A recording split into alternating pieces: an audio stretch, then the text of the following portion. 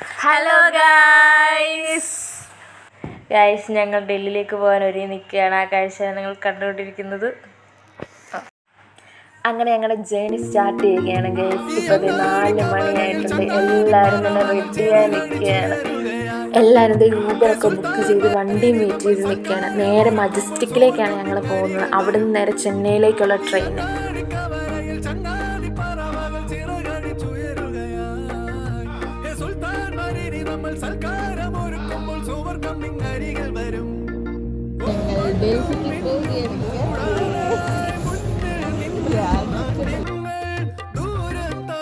ഇപ്പം നമ്മൾ Bangalore majestic railway സ്റ്റേഷനിലാണ്. ഇത് കഴിയുമ്പോൾ നമ്മൾ ഇങ്ങോട്ട് ചെന്നൈയിലേക്ക്.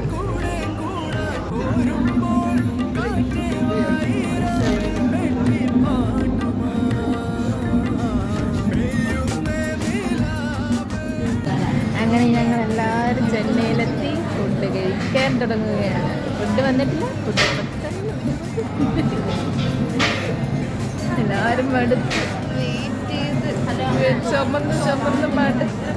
എല്ലാവരും ചെന്നൈ വന്നതൊക്കെ വീട്ടിൽ വിളിച്ച് പറയുക. അതിന് വരാൻ എല്ലാവരും വിളിച്ചിട്ട് കണ്ണും കാണാതിരിക്കുക. ബിരിയാണി ഞങ്ങളെല്ലാം ഓർഡർ ചെയ്തേക്കില്ല.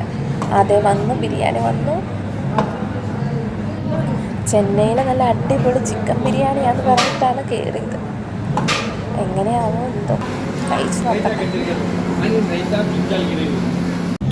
നല്ല സ്വാദുള്ള ബിരിയാണി ആയിരുന്നു. ഫുഡ് കഴിക്കാൻ പറ്റില്ല, വളരെ നല്ല ടേസ്റ്റ്.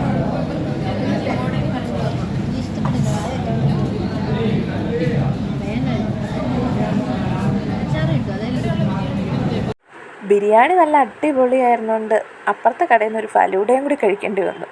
അതും മേടിച്ചതോ അതിലും അടിപൊളി.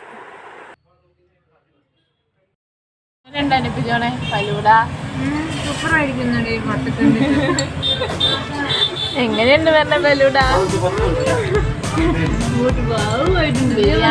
ബിരിയാണി കഴിച്ചിട്ടുള്ള ഫലൂഡ അത് സൂപ്പറായിട്ടുണ്ട്. ശരി, എനിക്ക് ബിരിയാണി അപ്പം ഇതെല്ലാം ഓർത്തേക്കണ്ടേ?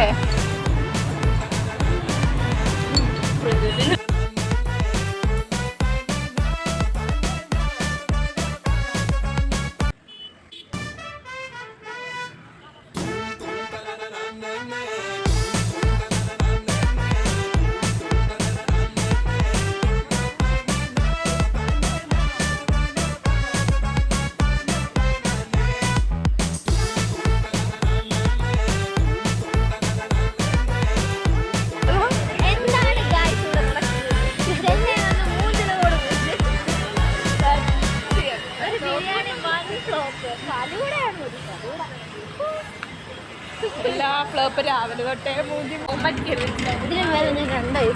വണ്ടിയുടെ ഇടയിലൊക്കെ കയറി ചാകാണ്ടിരുന്നാൽ മതിയായിരുന്നു. ഇനി ഇപ്പൊ ടൈം 3:06, 5:45 വരെ നമ്മളിവിടെ നിൽക്കണം.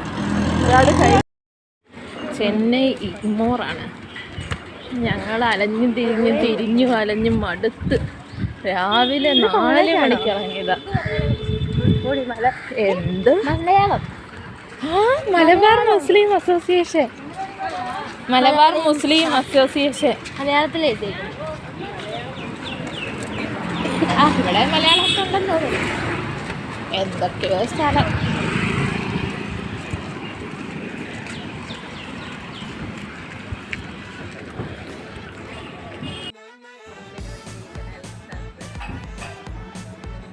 നൈറ്റിലത്തേക്കുള്ള ഫുഡ് വാങ്ങാൻ വേണ്ടി ആദ്യം ബിരിയാണി മേടിച്ച കടയിൽ തന്നെ കയറി വന്നിരിക്കുക. വേറെ കടയൊന്നും അവിടെ ഇല്ല.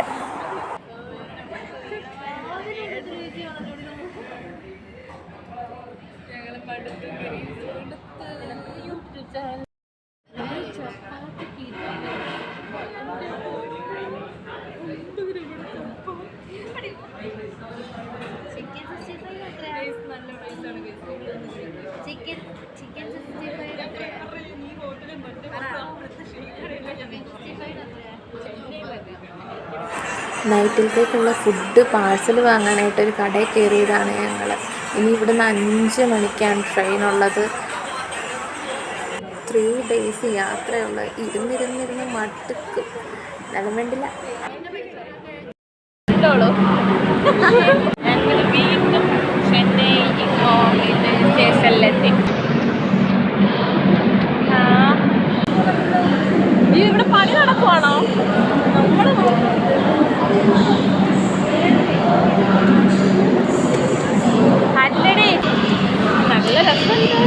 അമ്മേക്കാണ് വലിയ സ്റ്റേഷനാണോ?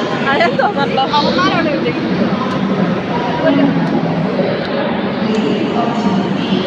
എടുക്കടി ഫോട്ടോ. അങ്ങനെ ഞങ്ങൾ ഡൽഹിയിലേക്കുള്ള യാത്ര സ്റ്റാർട്ട് ചെയ്തു. ഞാൻ 2 ദിവസമായിട്ട് ട്രെയിനിൽ ബോറടിച്ചിരുന്നപ്പോഴാണ് അങ്ങനെ ലാസ്റ്റ് ഡേ ട്രെയിനിൽ ഇങ്ങനെ ബോറടിച്ചിരിക്കുമ്പോഴാണ് ഒരു ആൻറ്റീനെ പരിചയപ്പെടുന്നത്. ആൻറ്റി പൊള്ളിയായിരുന്നു. അന്നത്തെ ഡേ ആൻറ്റി തന്നെ കൊണ്ട് ഫുൾ വൈബ് ആൻറ്റി. പിന്നെ ആൻറ്റിയുടെ ഒപ്പം വൈബ് പിടിച്ച് പാട്ടും പാടി ഡാൻസും കളിച്ച് അന്നത്തെ ഡേ അങ്ങ് പോയി.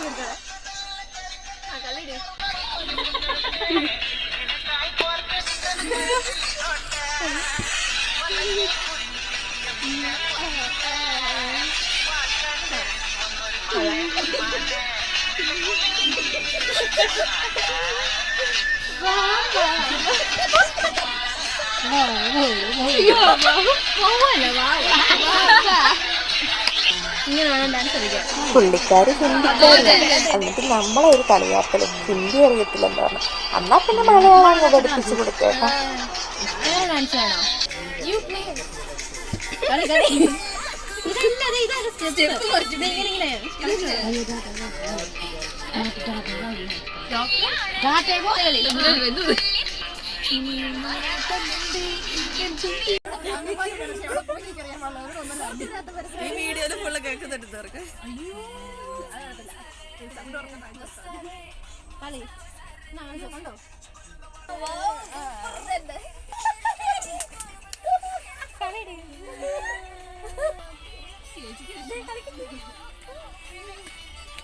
അതന്നെ